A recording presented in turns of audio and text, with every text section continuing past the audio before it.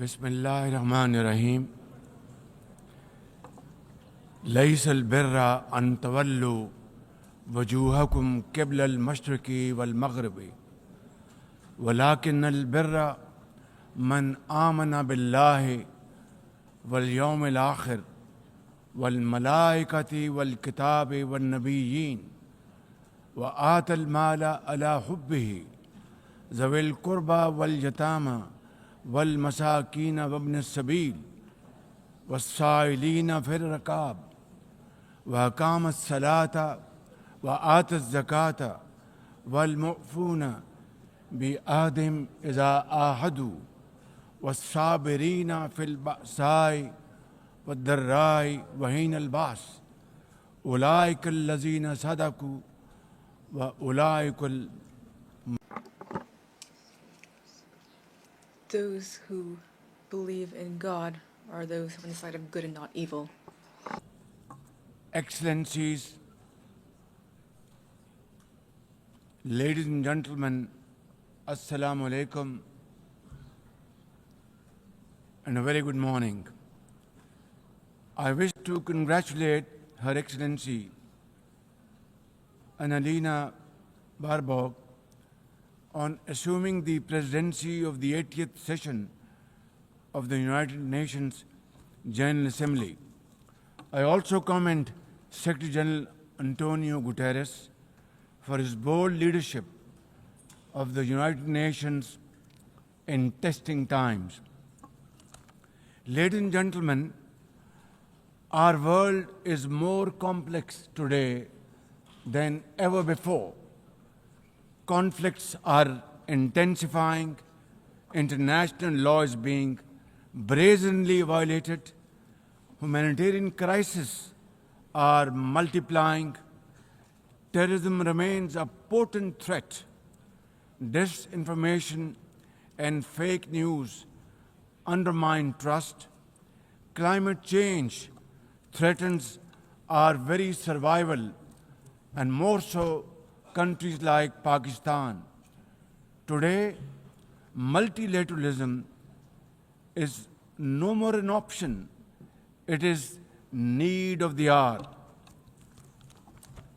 Excellencies, Pakistan's foreign policy, guided by the vision of Quaid-e-Azam Muhammad Ali Jinnah, is based on peace, mutual respect and cooperation.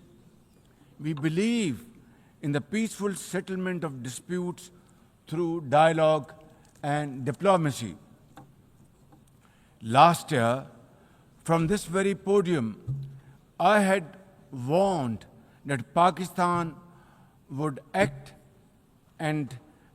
most decisively against any external aggression. Those words of mine proved true. I hope it didn't. But then, that is destiny. When in May this year, my country confronted unprovoked aggression from our eastern front, the enemy came shrouded in arrogance. We sent them back in humiliation, delivering our bloody nose. Excellencies,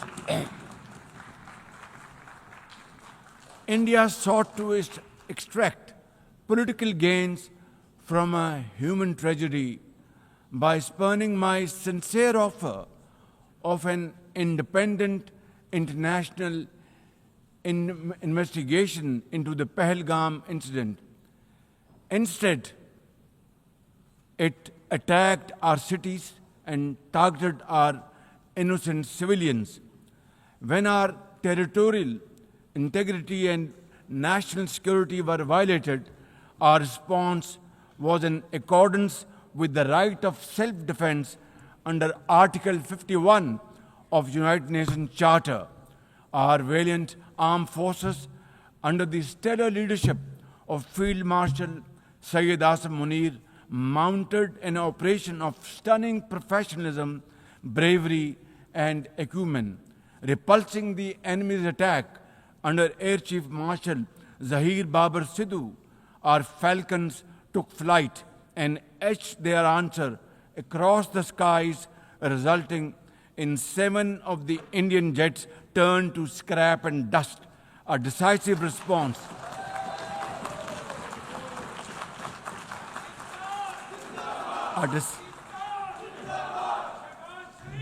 A decisive response to the aggressor that will echo through the annals of history. To the fearless architects of this victory, to every officer and soldier, heirs of our martyrs, their names are forever engraved in glory. To the mothers of our martyrs, their courage guides our path forward, and their sacrifice shall never be in vain, inshallah, God willing. And to every Pakistani, you stood as one unbreakable wall, a bunyanum marsus. Excellencies, though in a position of strength, Pakistan agreed to a ceasefire facilitated by President Donald Trump's bold and visionary leadership. We express our deep appreciation to him and his team for their active role in bringing about the ceasefire. President Trump's efforts for peace helped avert a more threatening war in South Asia. Had he not intervened timely and decisively, the consequences of a full-fledged war would have been catastrophic. Who would have lived to tell what happened? And therefore, in recognition of President Trump's wonderful and outstanding contribution to promote peace in our part of the world, Pakistan nominated him for Nobel Peace Prize. And I think this is the least we could do for his love for peace. And I think truly he's a man of peace. Ladies and gentlemen, we're also grateful to our friends and partners, including China, Turkey, Saudi Arabia, Qatar, Azerbaijan, Iran, UAE, and of course, UN Secretary General for extending their diplomatic support to Pakistan at this crucial time. Excellencies, we have won the war, and now we seek to win peace in our part of the world. And this is my most sincere and serious offer before this August Assembly of the World Nations. Pakistan stands ready for a composite, comprehensive, and result-oriented dialogue with India on all outstanding issues. South Asia requires, ladies and gentlemen, proactive rather than provocative leadership. India's unilateral and illegal attempt to hold the Indus Water Treaty in abeyance defies the provisions of the treaty itself, as well as the norms of international law. Pakistan has made it abundantly clear, and let there be no doubt once again in anybody's mind, as I said last year in this hall, from this podium, we will definitely and ardently defend, inshallah, the inseparable right of our 240 million people on these waters. To us, any violation of this Indus Treaty represents an act of war. Ladies and gentlemen, through this august House, I wish to assure the Kashmiri people that I stand with them. The people of Pakistan stand with them. And one day soon, inshallah, India's tyranny in Kashmir will come to a grinding halt. Kashmir will gain its fundamental right to self-determination through an impartial plebiscite under the auspices of this very organization, United Nations. Excellencies, the plight of the Palestinian people is one of the most heart-wrenching tragedies of our times. This prolonged injustice is a stain on the global conscience and our collective moral failure. For nearly 80 years, the Palestinians have courageously endured Israel's brutal occupation of their homeland in the West Bank. Each passing day brings new brutality, illegal settlers who terrorize and kill with impunity, and nobody can challenge them and question them. And in Gaza, Israel's genocidal onslaught has unleashed unspeakable terror upon women and children in a manner we have not witnessed in annals of history.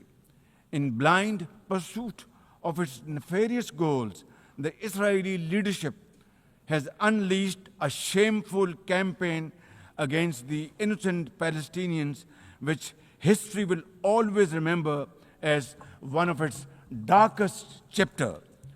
But speak we must, Madam President, we must speak and speak loud and clear.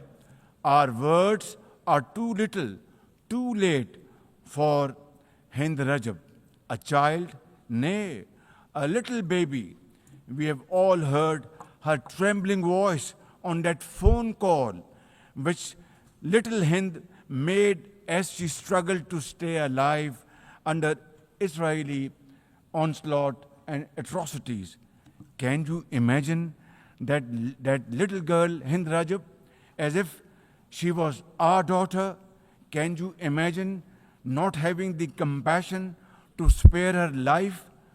My agony and the agony of the entire Muslim Ummah, indeed, I think, the agony of all the nations on the planet is that we failed Hind Rajab, and she will not forgive us in this world and the world hereafter. As they say, ladies and gentlemen, the smallest coffins are the heaviest to carry. I, for one, would know, for I too carried the tiny coffin of a 7-year-old Irtiza Abbas during the recent confrontation with India. He was only 6 years old. Therefore, we cannot and we must not fail these children of Gaza or any child anywhere in the world. We must find a path to a ceasefire now and just now. Pakistan firmly supports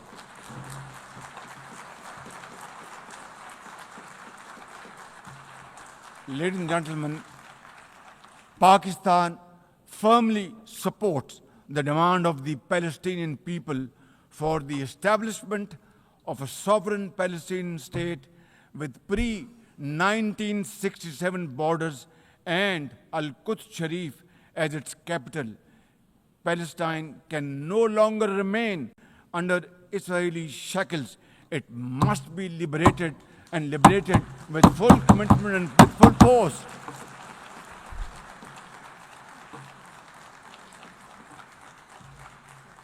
Excellencies, as far as Pakistan is concerned, we were among the first to recognize Palestinian statehood in 1988. And now we welcome the recognition of the state of Palestine by a number of countries recently around the globe, and urge others to also follow suit, because time and tide wait for none. We are further grateful for President Trump's timely initiative to invite Arab Islamic states 3 days ago here in this building for a consultative session at the United Nations. And I was also part of that consultative process. And I think, and I hope and pray to God that it has rekindled hope for a ceasefire in the nearest future, for which the credit must again be attributed to President Trump for this peace initiative. Excellencies, Israel's recent attack on Doha and its continued violations of the sovereignty and territorial integrity of numerous countries is reflective of its rogue behavior. Pakistan stands unwaveringly with our brothers and sisters in Qatar. We also support all efforts for a peaceful resolution of the we also support all efforts for a peaceful resolution of the Ukraine conflict in line with the UN Charter to end human sufferings and global turmoil caused by this protracted war. Madam President, Pakistan condemns terrorism in all its forms and manifestation. For over 2 decades, Pakistan has been at the front line of global counterterrorism efforts, having suffered over 90,000 people. We lost 90,000 people of our country, babies, children, mothers, sisters, brothers, elderly people, doctors, engineers, and also suffered economic loss of $150 billion. Please tell me, put your hand on your heart, that what can be a bigger manifestation of our commitment to fight terrorism and erase it not only from the face of Pakistan, but from the face of this global world. And I believe a man killed in New York is a man killed in Lahore, a man killed in Islamabad is a man killed in London. It's a global village. So I think unless and until terrorism is defeated hands down, this world will not be a peaceful place to live. And for that, Pakistan's sacrifices are probably the biggest around the globe. It must be respected and appreciated because we are a bulwark. Had these terrorists not been encountered by us, they would have been roaming on the streets of New York and London and God knows Far East. So I think this is our humble contribution, not only for the people of Pakistan, but the people all over the world. Today we face externally sponsored terrorism, particularly from foreign-funded groups such as the TTP, Fitna al-Khawarij, Fitna al-Hindustan, BLA, and its Majid Brigade. Operating from Afghan soil, these groups are responsible for some of the most heinous attacks inside Pakistan, including the dastardly Jafar Express train incident earlier this year, which was, the train was hijacked and 400 people were kept for days and weeks. And mercifully, by Allah Almighty's grace, our armed forces and law enforcing agencies were able to recover them.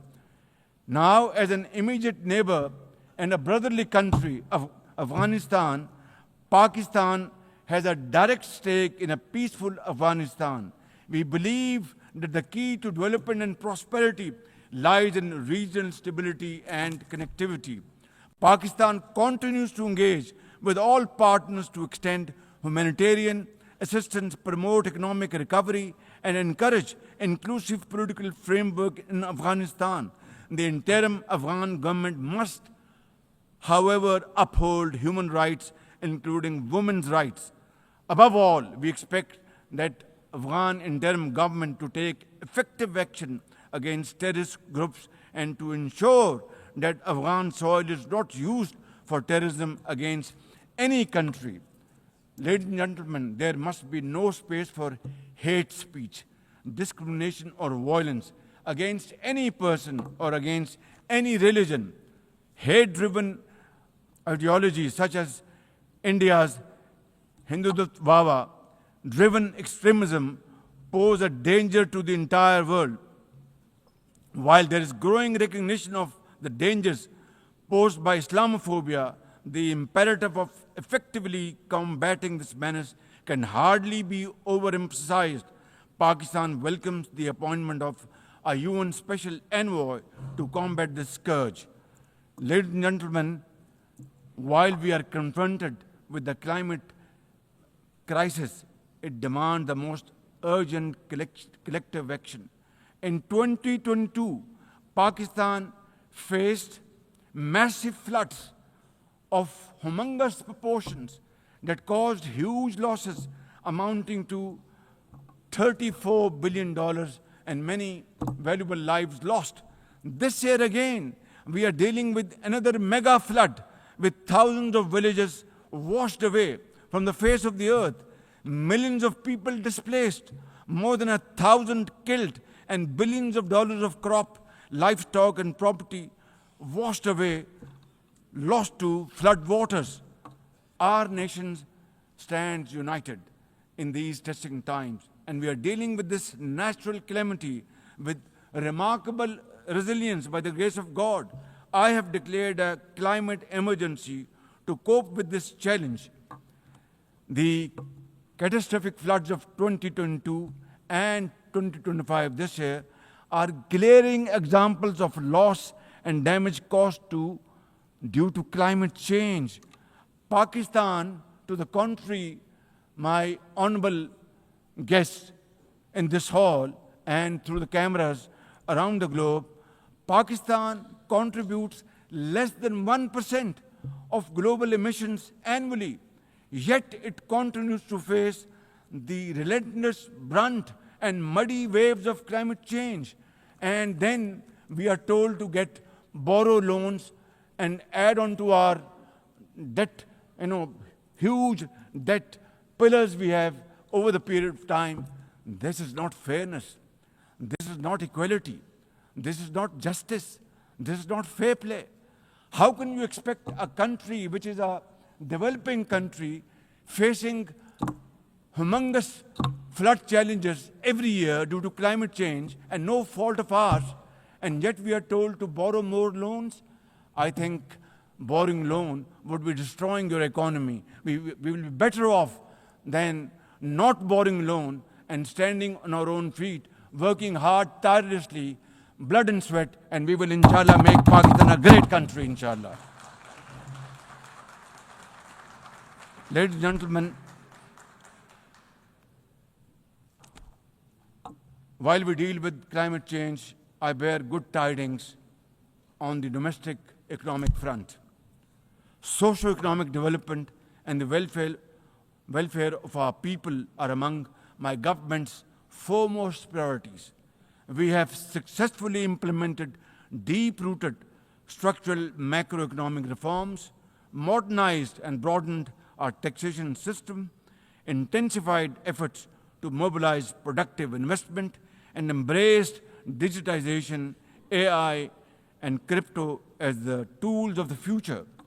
Strategic partnerships, including our all-weather cooperation with China through the China-Pakistan Economic Corridor under President Xi Jinping's landmark Belt and Road Initiative, are contributors to our progress as I speak. I admire the vision and foresight of President Xi Jinping, whose recently launched Global Governance Initiative, along with other global initiatives, offers a comprehensive framework for a more just, fair, and inclusive development. Excellencies, as a non-permanent member of the UN Security Council, Pakistan is playing its constructive role in conflict prevention.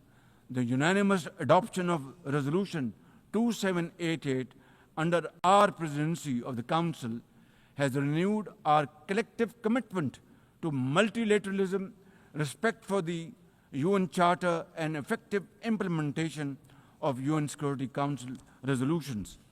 Excellencies, at the end, let me assure you that Pakistan will always stand for peace, justice, and development, for a revitalized United Nations, and for cooperative and multilateralism that is fair and inclusive and delivers for all.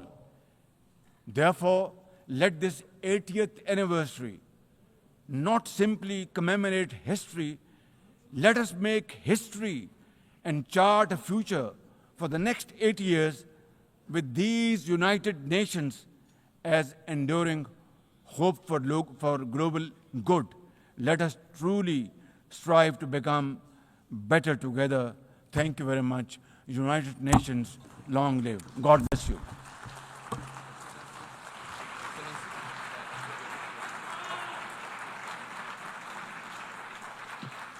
On behalf of the Assembly, I wish to thank the Prime Minister of the Islamic Republic of Pakistan.